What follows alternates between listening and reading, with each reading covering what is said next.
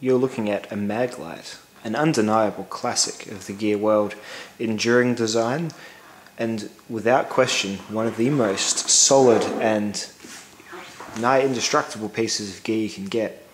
Indestructible to both the elements, to dropping, to shear force, and also to time.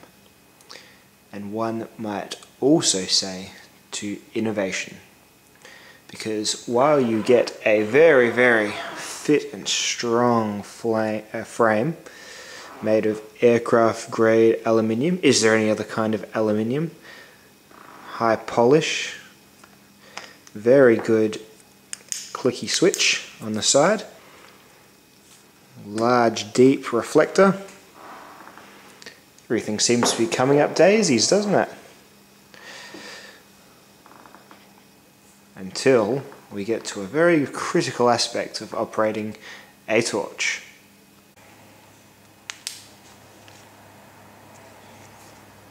Wow, wow. That, my friends, is ye old incandescent bulb. Maglite still ships them. They love these things. Let's go outside and have a bit of a look. Let's look at the... There's Ada there. Hey Ada. Ada's chained up because there was a storm, and storms make her very upset. Ada is about 2 meters away from me, and she is barely illuminated. Now you can dial this down, get a bit more distance with a focus beam. That's the side of the doghouse. That's about 5 to 10 meters away. All the way over in the distance there's some bushes that are probably about 10 meters away.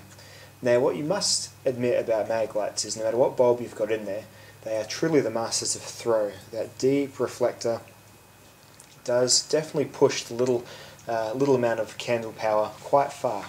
However, for a simple and very cheap solution, you can make this into a beastly torch that still maintains all of the standard good points of a Maglite, but makes it actually bright. Let's have a look. Behold the LED emitter. Now, this bulb here is pushing out 40 very soft, very yellow lumens. This LED emitter will amp it up to somewhere close to 200 lumens. Now 200 lumens is still nowhere near what, say, even lots of pocket torches now put out. However, when you pair it, even a small increase in lumens with this throw factor right here, that deep, shiny reflector, the results, I think, are well worth the $16 upgrade to your $40 odd Maglite. This is the 3D cell battery Maglite. Let's get to it. Very simple process. We'll open up this here. Take out the reflector assembly, just a piece of plastic with a high sheen chromed interior. Now there's like a small silver ring in there underneath the light, and it's simply a matter of unscrewing that. And out comes the original bulb plus the little screw-on assembly, which you do keep this. This one, you just put it in a treasure chest for future generations to discover. Assembly goes over the new LED bulb, which then screws back into place. Now remembering how young Ada looked just before, somewhat bemused, can't forget our reflector, a little bit puzzled perhaps about the small amount of light that was suddenly hitting her in the face. Let's go and see what she has to say about the upgrade. Alrighty. What do you reckon, Ada? That's a bit better, isn't it? As you can see,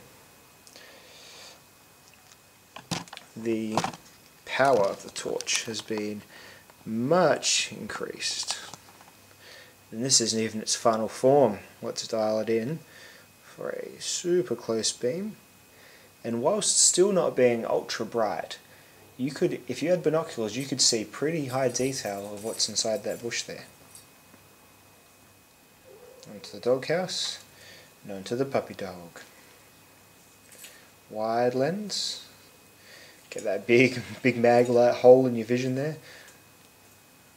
And my favourite, just in the middle, just so you get rid of that blackness, but without completely burning the dog to death with the power of the sun. And there we go. You know, some people say that Maglites kind of don't have a place in the world anymore, and the company's got some poor business tactics and are sort of somewhat archaic. All the efforts that their tactical torch market entrants are a little bit, you know, behind the times, or just not quite right. But I would argue that there's still very much a place for this particular torch. Not only for the simple upgrade, which actually makes it rather competitive, for the throw, for search and rescue, and really, let's be honest here, who hasn't held a Maglite like this and felt and thought, well, that's my home defense sorted as well.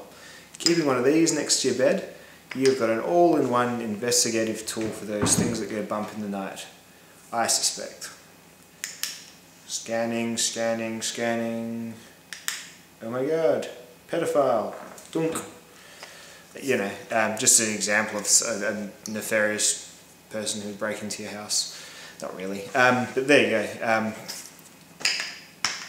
There certainly is some weight in it, and with the batteries, it's actually quite a decent cudgel for your never-do-wells.